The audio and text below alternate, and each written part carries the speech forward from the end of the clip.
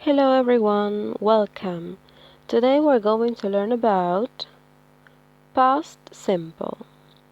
Recuerden que vamos a utilizar el pasado simple, ¿sí? Este tiempo verbal nuevo, when we want to talk about completed actions, right? Completed past actions, when we know when the action happened, and when the action is finished. Es decir, vamos a usar el pasado simple para hablar sobre acciones que están completas en el pasado, cuando sabemos cuándo la acción pasó y cuando la acción está terminada, right? Very good. Let's talk about the affirmative form. Vamos a hablar un poquito del afirmativo. Para empezar a hablar del afirmativo tenemos que considerar, we have to consider the two types of verbs, right? Tenemos dos tipos de verbos, regular verbs and irregular verbs. ¿Ok? Los verbos regulares son los que requieren simplemente agregarle la terminación ed a la forma base del verbo. We just add ed to the base form of the verb. For example, visit, visited, right? Simplemente le agregamos esa terminación. En cambio, los verbos irregulares, irregular verb, the verb changes into its past form, right? Vamos a cambiar el verbo a su forma en pasado. Para eso nosotros tenemos una lista de verbos, ¿sí? Que les puede servir, la voy a dejar al final, para que puedan identificar más o menos qué verbos son regulares y qué verbos son irregulares, y así saber cuándo cambian y cuándo no. Okay? For example, we have buy, bought. Let's read some examples. He played tennis yesterday. I watched a horror film last night. My brother bought a car last month. I cut my hair yesterday. Right?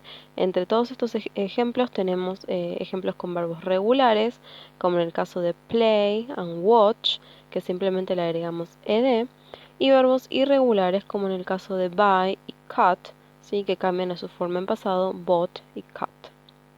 ¿Ok? Recuerden que es muy importante saber cuándo pasó la acción y que la acción está terminada. For example, we have there yesterday, last night, last month, right? Todas esas palabritas clave nos van a ayudar a darnos cuenta que estamos hablando en pasado. And here we have the formula, right?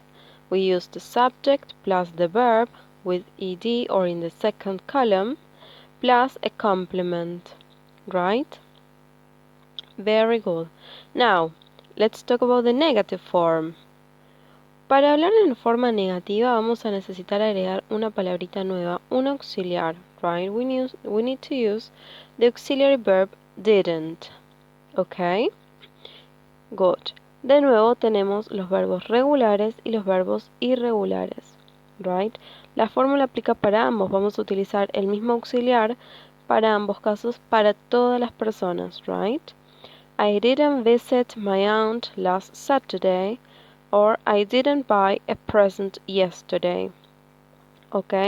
Tengan en cuenta que como nosotros estamos utilizando el auxiliar didn't, el verbo va a quedar en la forma base, en la forma infinitiva, es decir, sin agregarle ed y sin pasarlo a la forma en pasado en el caso de los verbos irregulares, right?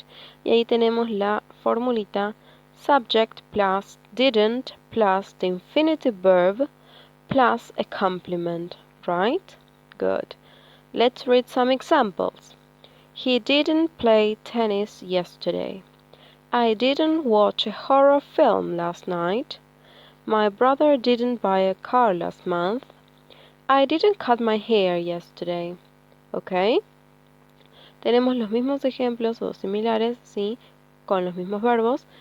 Y tenemos en la forma negativa. Si se fijan bien, como les dije anteriormente, ya tenemos el auxiliar didn't, por lo tanto el verbo queda en su forma base, en su forma infinitiva. ¿Ok? He didn't play, didn't watch, didn't buy, didn't cut. ¿Ok? Very good.